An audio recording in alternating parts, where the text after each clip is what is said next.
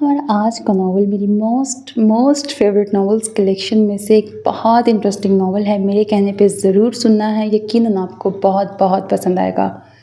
Novel इतना interesting है। दो हीरोज़ हैं, एक हीरोइन है और दोनों हीरोज़ इतने जेंटलमैन हैं कि आपके लिए चूज़ करना एट द एंड आपके लिए चूज़ करना मुश्किल हो जाएगा कि ज़्यादा अच्छा कौन लगा आपको, ज़्यादा जेंटलमैन कौन था दोनों में से। हीरोइन के हक़ में दोनों बहुत अच्छे हैं। अब ना मैं डायरेक्ट स्टोरी नहीं आपको बताऊंगी, कोई स्पॉइलर नहीं दूंगी। वो आपने खुद सुन के एंजॉय करना है। हाँ, मैं कुछ जनरल बातें ज़रूर आपको बता सकती हूँ जिससे चार्म ख़त्म ना हो स्टोरी का। वो ये है कि नॉवल दोनों हीरोज़ बेस्ट फ्रेंड्स रहे हैं माजी में, लेकिन अभी दोनों की एक दूसरे से लड़ाई हुई है, वो एक दूसरे को पसंद नहीं करते हैं।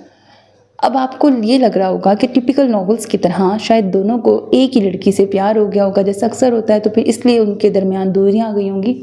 नो, ये रीज़न नहीं है। जो ट्विस्ट है वो बहुत हटके है, वो आपको नॉवल सुन के पता लगेगा।